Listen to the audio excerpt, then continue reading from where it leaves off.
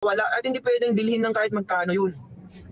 At hindi pwedeng mapapalitan ng kahit magkano yun, mga kasama. Oh, Hyer, makinig ka ha. Isang mababang ranggo lang ito kumpara sa'yo.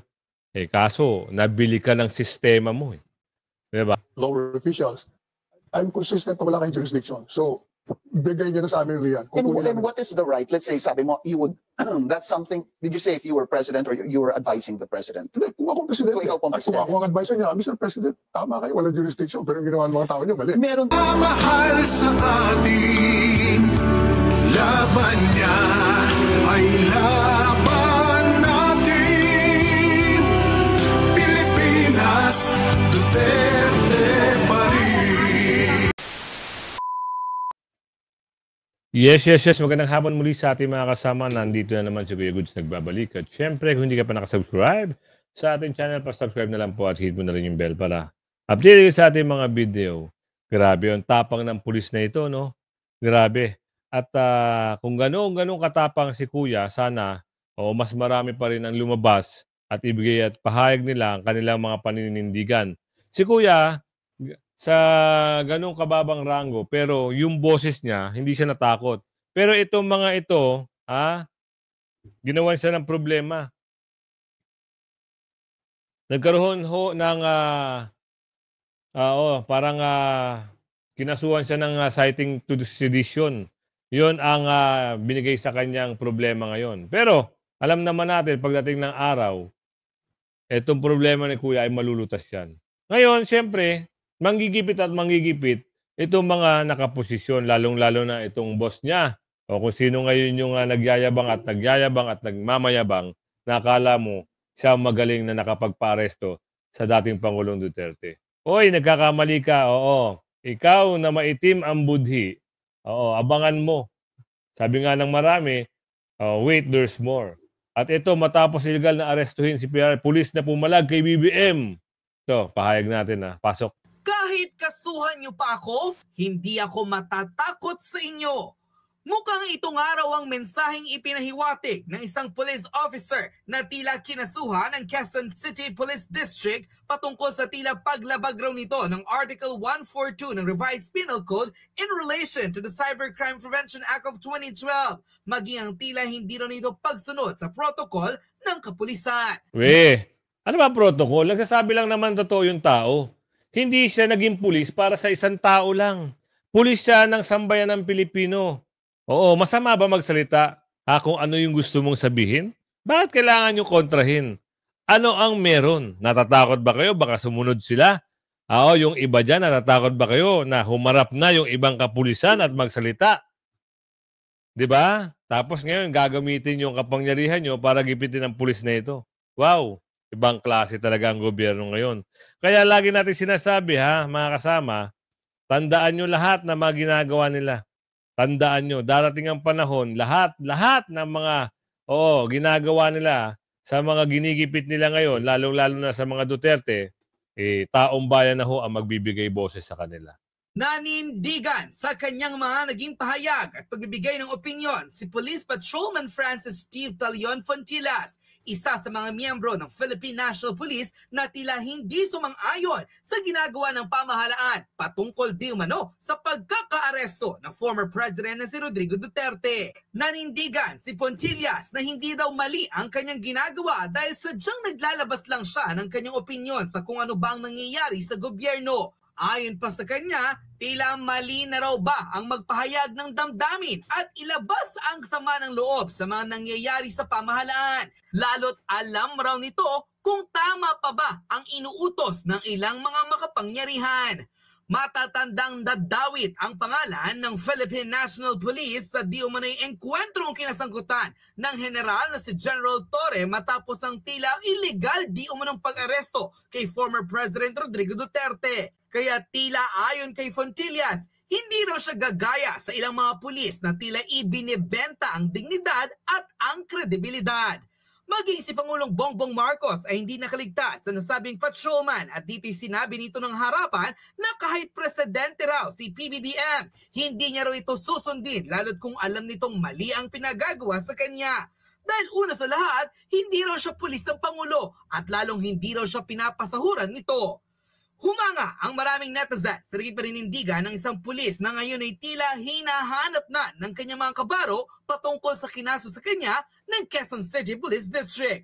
Ngunit tila hindi natatakot ang nasabing patrolman at dito'y sunod-sunod pa ang kanyang naging Facebook post. Batay sa kanyang naging pahayag, inciting to sedition daw yung ginawa ko? Okay lang ba kayo? I only express my stand, my principles. Tama. Where's our right to freedom of expression now? Kawawa naman ang Pilipinas.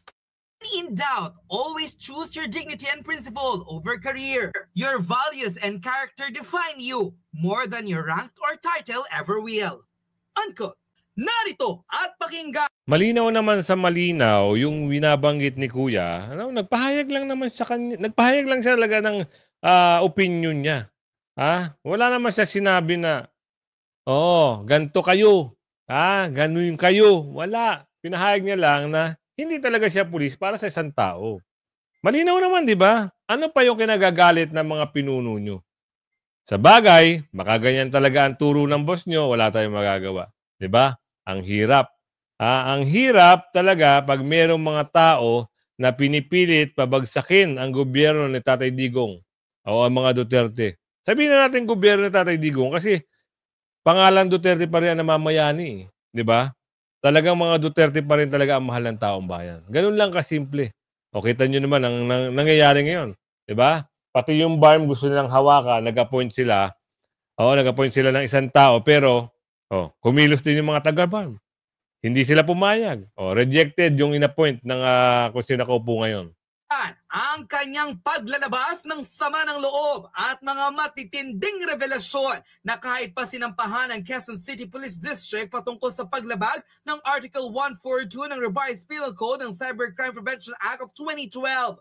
Ang police patrolman na si Francis Steve Talion Fontillas umani ng samot-saring papuri sa social media matapos manindigang na kahit pa ang Pangulo ang nag-utos sa kanya, kapag mali raw ito, hindi niya raw susundin ang Pangulo, lalo't hindi naman raw siya pinapasweldo nito. Narito panoorin ang full video. Kahit presidente ka pa ng Pilipinas, kung mali yung utos mo sa akin, hindi kita susundin. Sino ka? Maliwanag.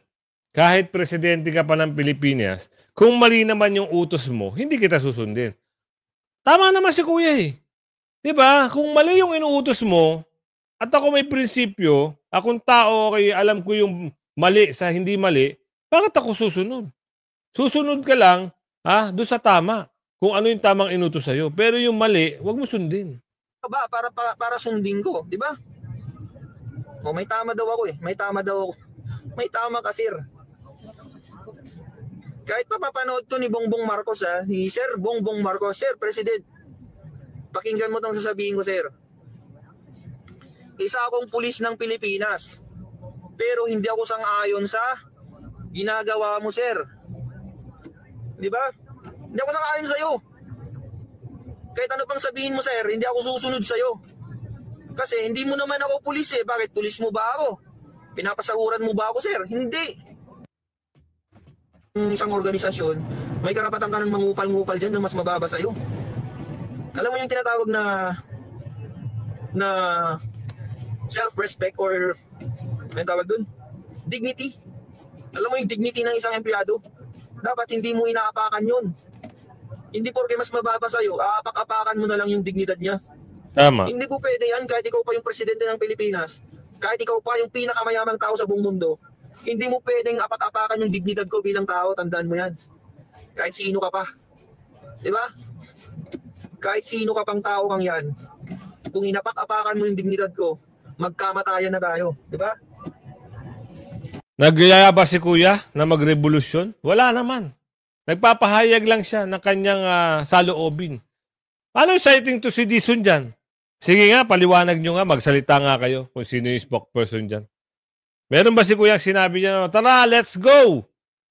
Meron ba? Ang galing talaga nito ang gagaling nyo. Ikaw kayo yung ganyan-ganyanin ko, ikaw kayo yung kupal-kupalin ko kung anong mararamdaman mo. Di ba? Try mo din kayang maging biktima ng kakupalan. Tingnan natin, baka iyak ka na lang dyan sa gilid. Di mo kasi alam. Di nyo kasi alam kasi nasa mataas kayong posisyon. Di nyo alam yung nararamdaman ng isang mababang tao lang. na kapag kinupal-kupal mo, walang magagawa kundi tatahimik lang. Di ba? Kasi alam niya sa sarili niya na walang laban sa'yo. Kasi mataas ka eh. Pero wag mo akong ginaganyan. Kahit gaano ka pa kataas, wala akong pakialam sa ranggo mo. Di ba? Wala akong pakialam sa ranggo mo kahit ano ka pa, kahit general ka pa. Kahit ikaw pa ang hepe ng PNP, kahit ikaw pa yung pinakamataas sa buong mundo, sabi ko na nga ba. Kapag kinupal-kupal mo ako at ay napakan mo yung dignidad ko, magkamatayan na tayo. Di ba? Yun yung prinsipyo na pinaglalaban ko mga kasama. Yun yung tinatawag na prinsipyo. Hindi yan mabibili ng pera kahit anong magkano bang pera yan. Tandaan nyo lagi na yung prinsipyo lang yung kaya mong ipaglaban sa buong buhay mo. Kahit wala ka ng pera, kahit wala ka ng kung ano-ano man yan, kahit anong meron ka, na winala ng mga tao, prinsipyo lang yung matitira sa'yo, tandaan nyo yan. Dignidad lang matitira sa'yo. At huwag na huwag mong ibebenta yan kasi yan lang yung natitira sa'yo. Diba? Nagigets nyo ba ako?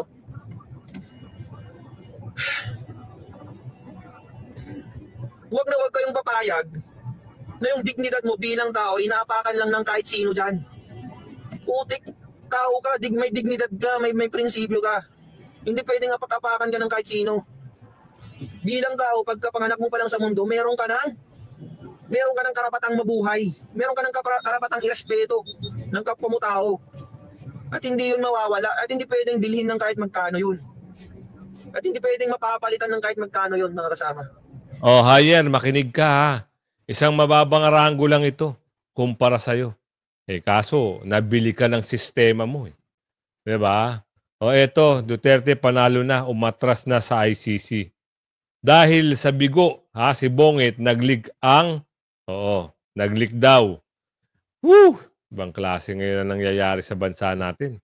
Talaga naman, meron nang umaatras, meron nang nagbubulgar kung sino talaga yung buong nagplano, magugulat ka na lang, baka sunod yung mga kakampi nila magsiurong na rin. Gawa ng yung Quadcom, ayaw na rin magsalita. No? Ayaw na lang silang sumausaw sa issue. Gawa ng mag-i-eleksyon Nakita nila siguro kung gaano karami yung naglalakad sa kalsada at nagsasalitang mga boses. Hindi lang sa Pilipinas, iba't ibang bansa ang nakikita natin sa social media. 'Di ba? O eto, yung si Soljen, panoorin natin kung ano yung babanggitin dito. Kapag talaga ang tao ay matalino, alam na hindi dapat ipagtanggol ang mga likong tao. Kaya't sa pangyayaring ito, mayayari na ba ang mga sangkot sa iligal na pag-aresto sa dating Pangulo? Ito ang reaksyon ng taong bayan sa kumpirmadong balita kung saan umiwas na ang Office of the Solicitor General sa tungkulin nitong depensahan ng pamahalaan laban sa inihayang petisyon for habeas corpus ng magkakapatid na Paulo Baste at Kitty Duterte sa Korte Suprema para maibalik sa Pilipinas ang kanilang ama mula sa kustodiya ng International Criminal Court sa the Netherlands. Batay sa manifestasyon at mosyon na inihain ng OSG noong Lunes, nanindigan silang walang kapangyarihan ang jurisdiksyon ng ICC sa bansa. Dahil dito, tila mukhang malalagay sa alanganin ang DILG Secretary na si John Vic Remulla. Nako po, eto na. Paano ito kung ikaw ngayon ang sisihin at malagay sa alanganin? O ikaw mama na ikaw, ano ngayon ang sasabihin mo? Anong paliwanag? 4 kami ang nagplano? Ganon? Diba? Paano yung partisipasyon ng iba kung 4 lang kayo? Mas maganda, sabihin nyo lahat kung sino-sino kayo. Hindi naman pwedeng hindi kasali si Lulong dito. Hindi naman pwedeng hindi kasali yung may-ari ng eroplano rito. Lahat ng mga involved dito sana lumabas pagdating ng takdang panahon. Maging ang controversial general na si Nicolas Torre III matapos pangunahan ang di umanay pag-aresto sa former president. Naghain ang Office of the Solicitor General ng manifestation and motion upang umatras sa pakikilahok sa pinag-isang petisyon for habeas corpus ng magkakapatid na Duterte. Ayon sa manifestasyon, binigyang diin ng OSG ang kanilang paninindigan na walang jurisdiksyon ang International Criminal Court sa Pilipinas matapos itong kumalas sa Rome Statute noong 2019. Bukod kina John Vic Remulla at General Torre, Inilaglag din ng Office of the Solicitor General at hindi ipagtatanggol ang hepe ng Philippine National Police na si General Romel Marbil. Gayon din ang Department of Foreign Affairs Secretary na si Enrique Manalo, ang DOJ Secretary na si Boying Remulla, ang hepe ng Armed Forces of the Philippines na si Yan. Romeo Browner, maging ang former Immigration Commissioner na si Norman Tansinco, na kapwa may kinalaman at di mo na isangkot sa illegal raw na pag-aresto sa dating Pangulo. Di ba? Lahat yan na nabanggit, sana bigyan. Bigyan nyo ng pagkakataon makapagpaliwanag kayo. Sabihin nyo kung anong partisipasyon nyo dito. Diba? Hindi pwede yung 4 lang na binanggit nila. O yan, 4 kami. Ano ito lumalabas dito? Ano yung partisipasyon ni Hyer? Yung taong umaresto. Diba? Tsaka yung sa airport, sa immigration, alam nila yan eh. May talaan sila kung anong araw darating ang Pangulong Duterte. Alam nila yan. Nakatimbre na yan. Eto naman, yung isa. Yung nangingitim na. Alam nyo yan, di ba? Alam natin, mga kasama, yung mga mukha na yan, sila. Di umano ang nagplano. Ano pang gagawin dyan? Hindi natin alam sa susunod na kabanata. Pwede kayang idemanda? Pwede kayang kasuhan? O pwedeng lahat yan ay singilin? Ganun lang kasimple. Abangan natin sa mga susunod na kaganapan. Narito at panoorin ang pagpapaliwanag hindi lamang ng Office of the Solicitor General, kundi maging ng former legal counsel at veteran lawyer na si Attorney Salvador Panero, kung saan pinaliwanag na may kalalagyan ang mga taong di umunay may kinalaman, sangkot at di umunay mga nagplano sa pag-aresto sa dating Pangulo. Narito at panoorin ang full video. Siya nakakita. From last I heard, hindi pa rin nakikita. Pag sinabi niyo kasi na, kunin lang, bahala na sila. Paano yung bahala na sila? Dahil yung abogado ko sinabi, baliw yung ginawa ng mga tao natin. Dahil na sinabi niyo, walang jurisdiction. I will make a formal request or demand. We committed a mistake on this jurisdictional issue. Actually, not me, but my subordinates, my lower officials.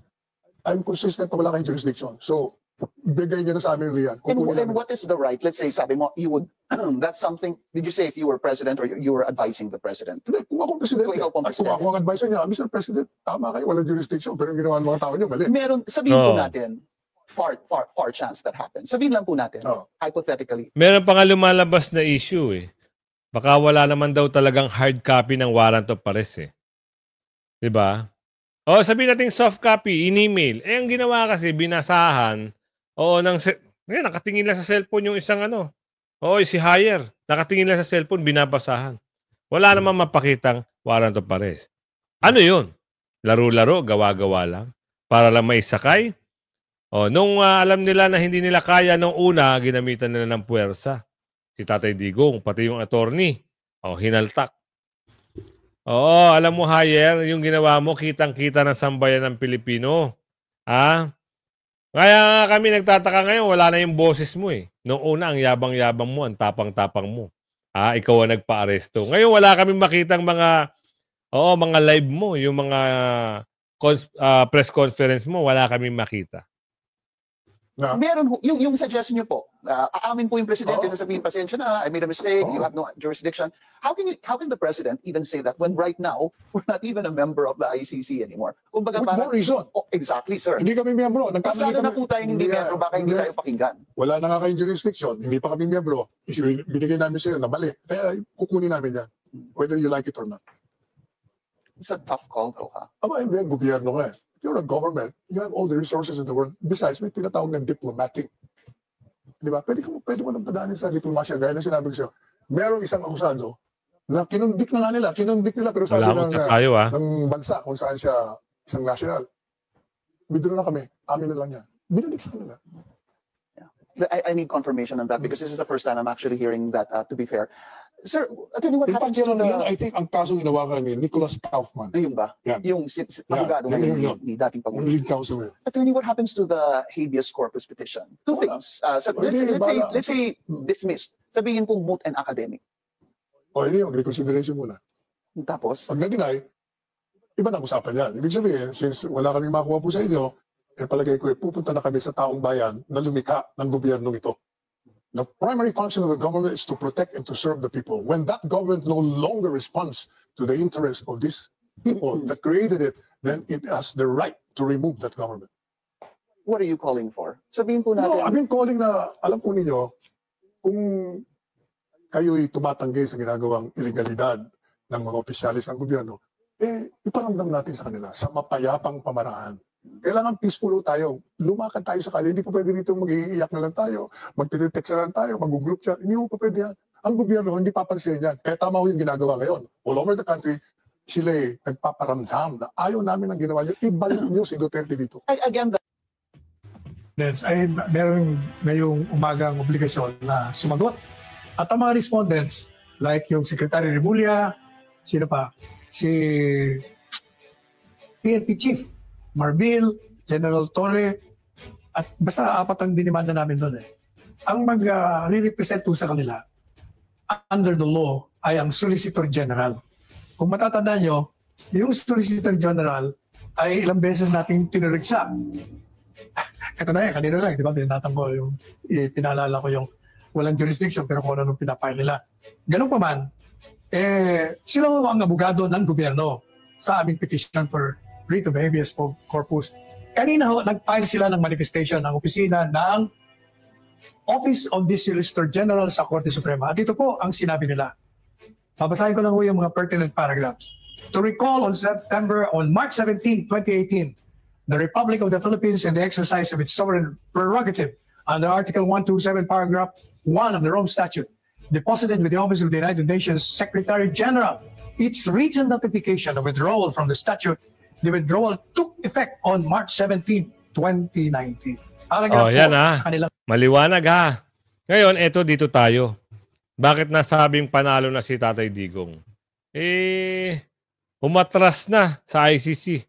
Ito ang magandang balita rito. Tignan natin kung ano yung mababanggit dito. Ano yung pahayag dito. At dahil voluntaryong tinanggal na ang kanyang sarili ng Office of the Solicitor General Ayan. sa pagdinig ng habeas corpus petitions ng pamilyang Duterte. Sino pa ngayon ang aasahan ni BBM na magtatanggol sa kanyang gobyerno dahil sa manifestation and motion na inihain nitong Lunes? Iginiit ng Office of the Solicitor General ang posisyon nito na walang jurisdiction ng International Criminal Court sa Pilipinas matapos umalis ang bansa sa Rome Statute noong 2019. The Solicitor General is now under fire by his own government. The Office of Solicitors General manifestation and motion in connection with the petition for habeas corpus filed by the Duterte children faces a favorable twist towards the petitioners. This means that the stand of the Office of the Solicitor General is the stand of the government, contradicting its own actions, leading to and affecting the warrant of arrest against Duterte. Unless Marcos fires Soljan Guevara, so the former can submit a different manifestation. Exciting times. Ang interpolarizo ni BBM kinontra rin ng Office of the Solicitor General. Anong gagawin ngayon ng Supreme Court? Naku BBM, will this result in a constitutional crisis? Nagbabala naman si Maharlika na isang vlogger dahil daw peaceful o mapayapa ang paglabas ng milyong-milyong tao sa buong Pilipinas at mga Pilipino sa buong mundo sa pagpapakita ng suporta at pagmamahal kay dating Pangulong Duterte. May mensahe daw sa kanya ang puting ahas. Pinagpaplanuhan na daw ng Malacanang ang pagdeklara ng martial law.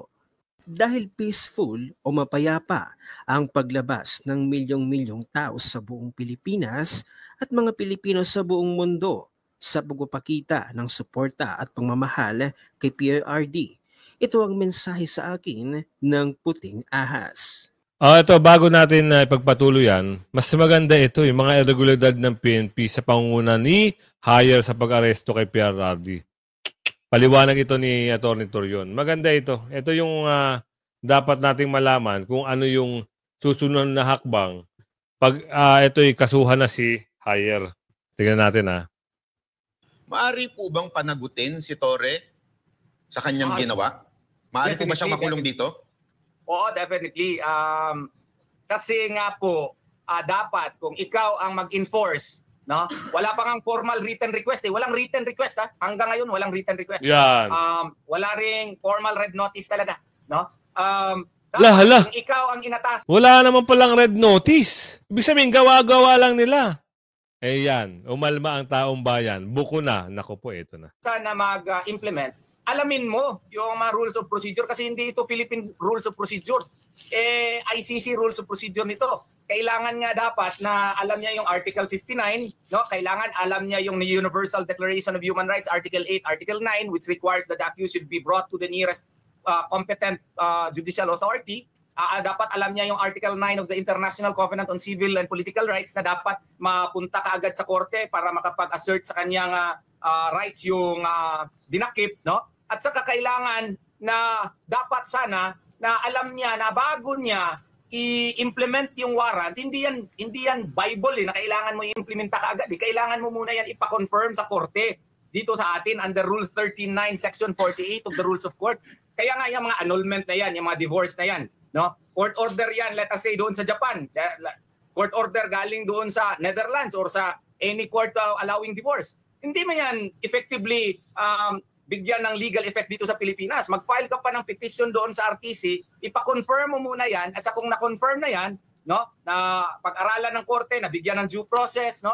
So, bago yan, i-implement dito sa Pilipinas. Si General Torre, si Northcat lahat Parang ginawang Bible yung natanggap niya na information and implemented it right away. Pati yung Miranda rights, mali din yun. Kulang yung mga recitations niya because he is not only enforcing a local warrant, no? He is allegedly enforcing an international warrant which followed international law. Attorney, ito lang, nabanggit niyo po yung Article 59. Meron po ako napakinggan kanina, isang dean pa nga yun, di ko na lang papangalanan. Sabi niya hindi na daw applicable yung Article 59 since we are no longer part of the ICC.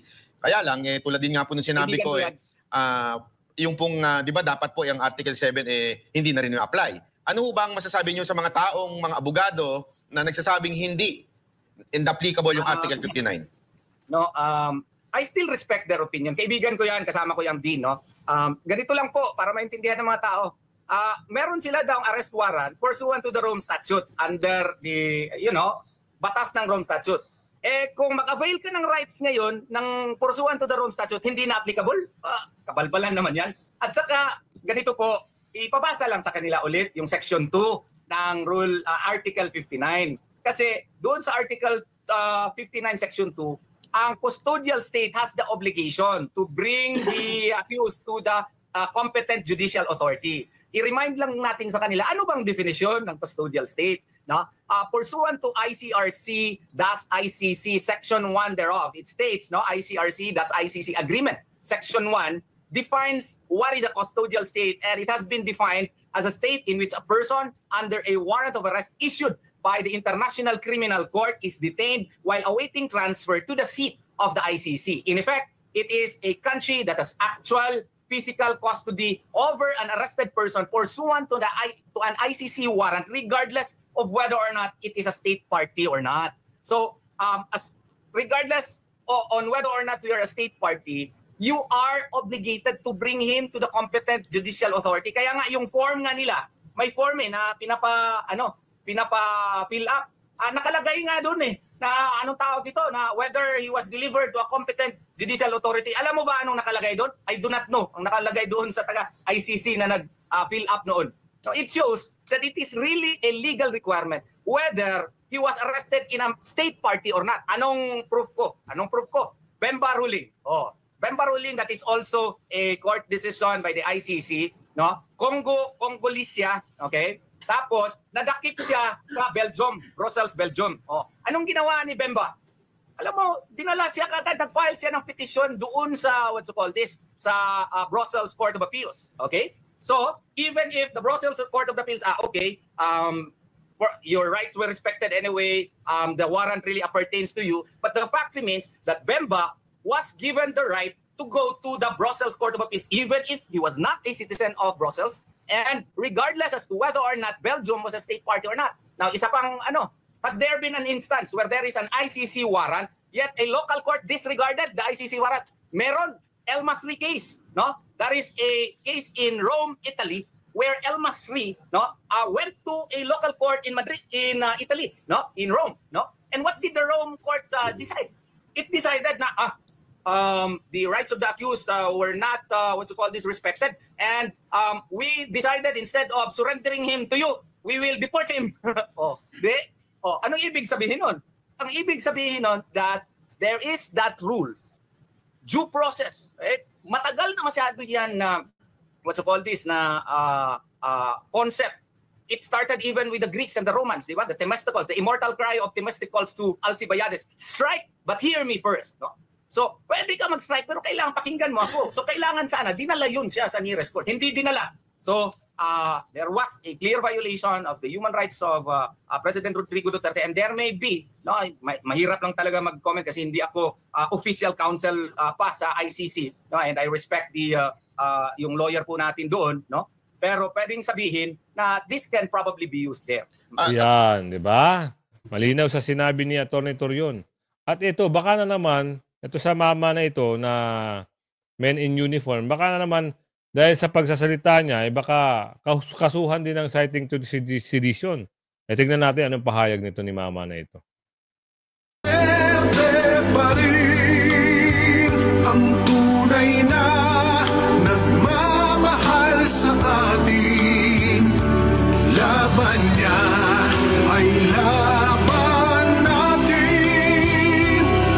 Pilipinas, Duterte pa rin. Di ba? Baka kasuhan niya si mama na yan dahil kumakanta lang siya. Baka maka Duterte siya, kasuhan siya. Wag naman, no. Wala naman siyang binanggit Yung si kuya nga na PNP, wala naman binanggit na na nangihikayat nakasuhan. Hanggang sa muli Bye-bye.